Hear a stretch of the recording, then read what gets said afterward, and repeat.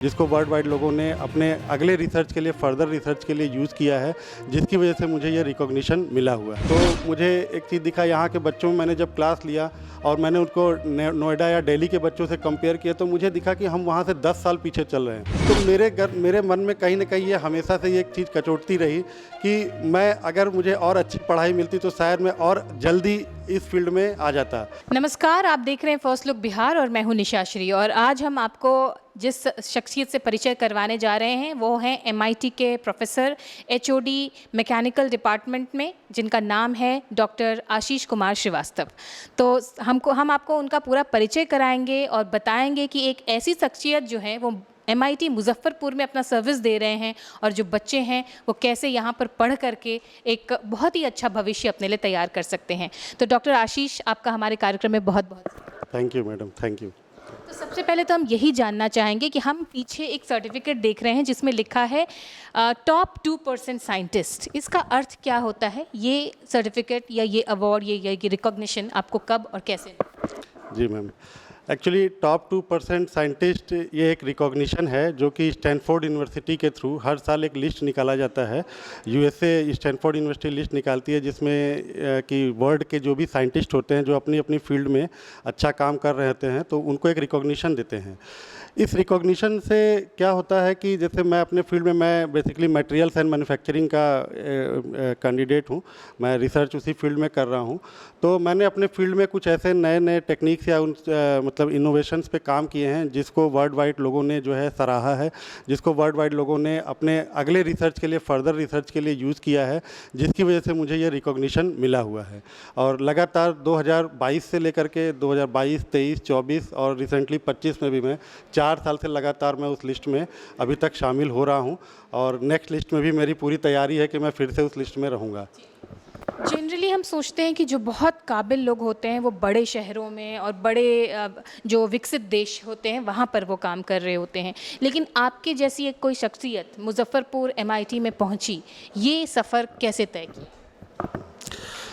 इससे पहले मैं 17 साल अपनी सर्विस दे चुका हूं। मैं ग्रेटर नोएडा में जॉब करता था। वहां पे मैंने एक कल्चर देखा कि कल्चर हमेशा से ये रहा कि हमेशा एक दूसरे से आगे बढ़ने की होड़ रही। एक पॉजिटिव कंपटीशन था जिसकी वजह से मुझे बहुत ज़्यादा सीखने को मिला। मैंने वहां पे भी BTech और प्लस MTech के स्टूडेंट्स को बहुत प्रोजेक्ट में, इनोवेशंस में गाइड किया है, जिसकी वजह से धीरे धीरे आगे बढ़ते बढ़ते मुझे समझ में आया कि नहीं, इस फील्ड में अगर मैं आगे बढ़ता हूँ तो मुझे अपने कंट्री को, अपने स्टेट को, अपने स्टूडेंट्स को कुछ ऐसा देने को मिलेगा जिससे मुझे अपनी मेंटल सेटिस्फैक्शन भी होगा और मैं अपने आप को कह पाऊंगा कि yes, I am a teacher. तो मैंने उसी फील्ड में आगे काम करते हुए कई ऐसे प्रोजेक्ट पे काम किया है, कई ऐसे रिसर्च इनोवेशन दिए हैं जिससे कि मेरे स्टूडेंट्स ने उस चीज़ में इंटरेस्ट शो किया और धीरे धीरे वो स्टूडेंट्स को मतलब अपने रिसर्च के लिए यूज़ करते गए। टोटल 17 साल की सर्विस देने के बाद मैंने बिहार पब्लिक सर्विस कमीशन के थ्रू 2023 में 18 सितंबर 2023 में मैंने यहाँ मुजफ्फरपुर में ज्वाइन किया MIT में एज ए एसोसिएट प्रोफेसर, और 7 अक्टूबर 2023 से मैं यहाँ पे as a head of department काम कर रहा हूँ। मुझे पूरे पीछे की टेन्योर में मैंने एक ही चीज़ सीखा कि अगर आप कुर्सी पर ज़्यादा समय बिता रहे हैं तो आपको जो है कोई भी चीज़ आगे अपने करियर में आगे ले जाने के लिए बहुत ही आपको स्लो चल रहे हैं। आपको कुर्सी पे भी बैठना है, आपको एडमिनिस्ट्रेशन भी संभालना है और आपको अपने लेबोरेटरी में आपके स्टूडेंट के साथ समय भी बिताना है। तो मैंने वही चीज़ कोशिश किया कि मैं अपने रूटीन को इस तरह से रखा कि मैंने क्लासेस के साथ साथ लेबोरेटरी पर ज़्यादा फोकस किया, स्टूडेंट्स को ज़्यादातर इन्वॉल्व किया। मैं आपको एक घटना बताता हूँ। जब 2023 में मैं यहाँ पर आया तो मुझे एक चीज़ दिखा, यहाँ के बच्चों में मैंने जब क्लास लिया और मैंने उनको नोएडा या दिल्ली के बच्चों से कंपेयर किया तो मुझे दिखा कि हम वहाँ से 10 साल पीछे चल रहे हैं। जिन मशीन्स का नाम वहाँ पे जो मशीन बच्चे यूज़ कर रहे हैं वो मशीन्स यहाँ पे बच्चे सुना भी नहीं है। नाम सुना है कि just sir I am know about the 3D printer but how it works I don't know. तो ये मेरे लिए एक बहुत बड़ा चैलेंज था कि मैं उन टेक्नोलॉजीज़ को यहाँ किस तरह से डेवलप करूँ, किस तरह से अपने स्टूडेंट्स को इनमें इन्वॉल्व करूँ। तो मैंने शुरुआत किया फाइनल ईयर के स्टूडेंट से और MTech के मेरे पास मशीन डिज़ाइन और थर्मल इंजीनियरिंग के स्टूडेंट्स हैं। तो मैंने उसमें आते ही कुछ ऐसे नियमों में बदलाव किए जिससे बच्चों में ये लगा कि सर बहुत स्ट्रिक्ट हैं और बिना रिसर्च के, बिना किसी इनोवेशन के ये हमको यहाँ से डिग्री नहीं लेने देंगे।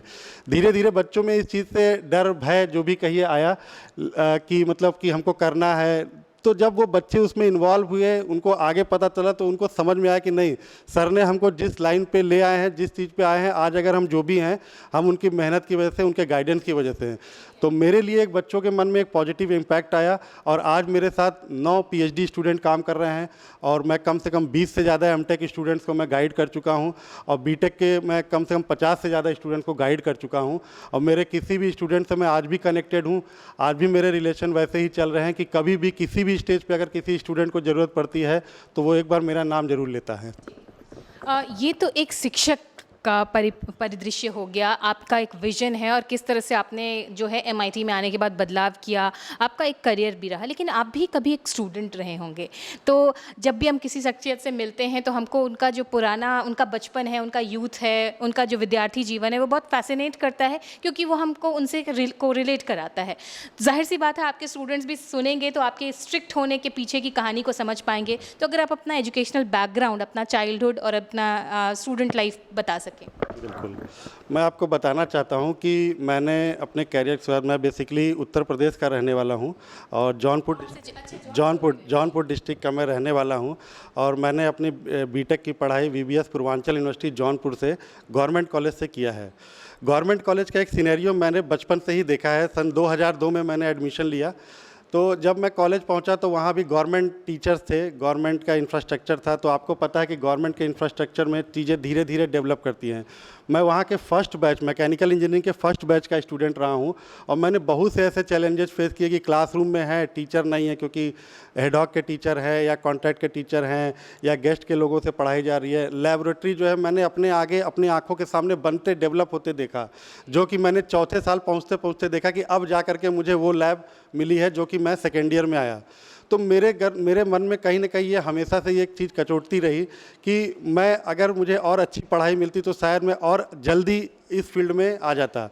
लेकिन मैं अपने स्टूडेंट्स के लिए मैंने हमेशा से सोचा कि मैं टीचर बनूंगा, और टीचर बन के मैं हमेशा उस चीज़ को करूंगा कि जो मैं अपने लिए नहीं कर पाया, मैं अपने बच्चों के लिए, अपने स्टूडेंट के लिए ज़रूर करूंगा।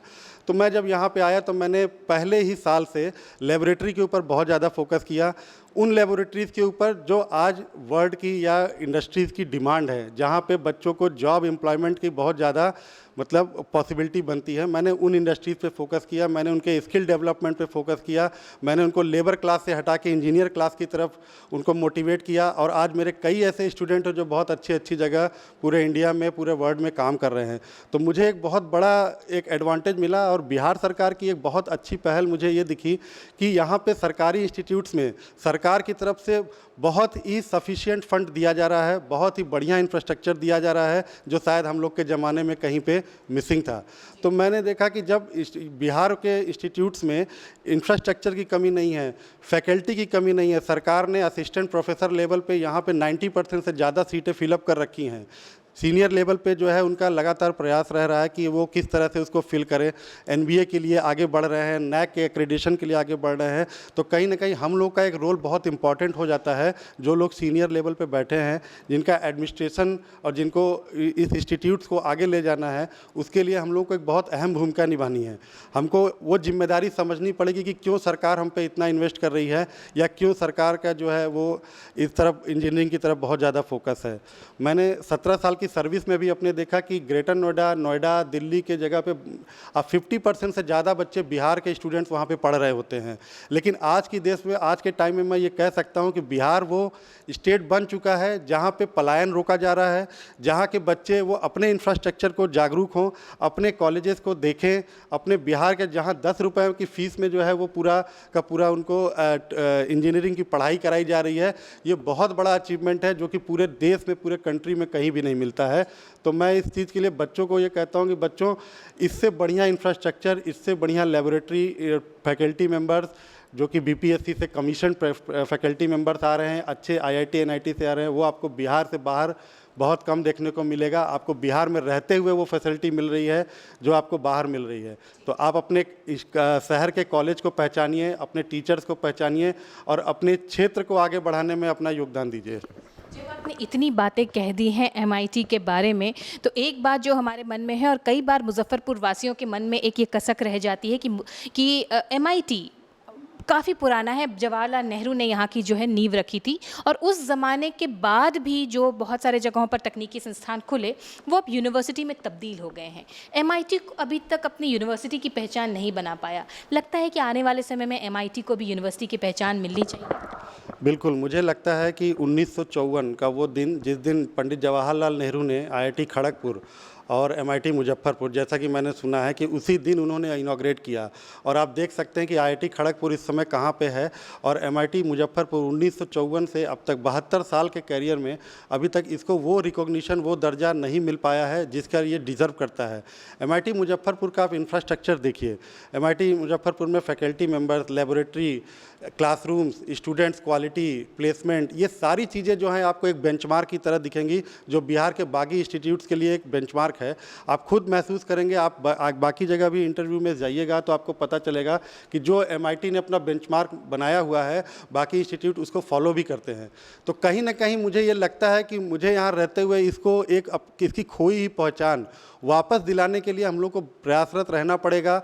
अगर MIT को एक स्टेट यूनिवर्सिटी का दर्जा मिलता है तो यहाँ पे रिसर्च एंड डेवलपमेंट का एटमॉस्फेयर और ज़्यादा बढ़ेगा। क्यों? क्योंकि यहाँ PhD के स्टूडेंट्स आएंगे, यहाँ पे MTech के स्टूडेंट और ज़्यादा इंटरेस्ट के साथ आएंगे। बाहर के जो कंट्रीज़ हैं या यहाँ के 72 साल के जो एलुमिनाई हैं वो डायरेक्टली इस यूनिवर्सिटी को फंडिंग करेंगे।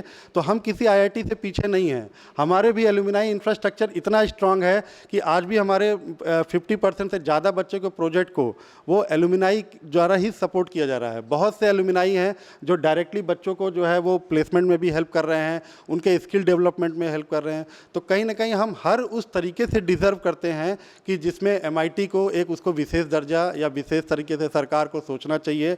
स्टेट यूनिवर्सिटी या मैं तो कहूँ उससे आगे की बात की सेंट्रली फंडेड टेक्निकल इंस्टीट्यूट का भी दर्जा दिया जा सकता है।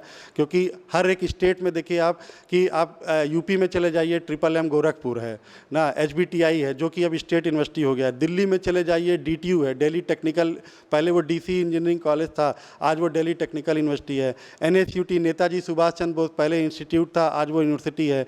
इन सबका नाम जो है, आप अगर एक रूरल एरिया में भी, एक अर्बन एरिया या रूरल एरिया में बच्चा कहीं भी बैठा है तो इन इंस्टीट्यूट्स का नाम उसके जबान पे रहता है, उसको याद रहता है कि yes DC DTU, NSIT, MMM Gorakhpur, HBTU। Just like CFTI की बात करें तो स्लाइट लोंगेवाल ना, संत लोंगेवाल इंस्टीट्यूट। तो बहुत से ऐसे इंस्टीट्यूट्स हैं जो पहले इंस्टीट्यूट थे और अपने हिस्ट्री, अपने इंफ्रास्ट्रक्चर, अपने बेस के बल पे वो आज यूनिवर्सिटीज़ हैं और देश को बहुत ज़्यादा वो सपोर्ट कर रहे हैं in the field of producing the innovative employment, producing the research and innovative skilled engineers. तो ये हमारे लिए एक बहुत बड़ा मतलब एडवांटेज होगा कि अगर MIT को भी वो दर्जा मिले। मैं बेसिकली इस डायरेक्शन में बहुत पहले से काम करने की सोच रहा हूँ, लेकिन मुझे बस एक सपोर्ट अगर सरकार की तरफ से मिलता है तो हम लोग डेफिनेटली उस स्टेज पे हैं कि बहुत जल्दी इसको हम यूनिवर्सिटी बना करके और इसको भविष्य के लिए बाकी बच्चों के लिए एक मिसाल साबित करने की कोशिश करेंगे। तो ये हमने सुना कि जो HOD हैं इन्होंने किस तरह से अपना विजन बताया, अपने स्टूडेंट लाइफ के बारे में बताया और अभी भी MIT के बारे में इनके क्या विजन्स हैं ये आप सबको साथ साझा किया। तो इसी के साथ हमारे साथ फर्स्ट लुक बिहार के लिए बातचीत अपनी साझा करने के लिए आपको thank you madam, thank you very much, thank you. तो इसी के साथ इस चर्चा को यहीं पर देते हैं विराम। आप बने रहिएगा हमारे साथ, आप देख रहे थे फर्स्ट लुक बिहार। धन्यवाद।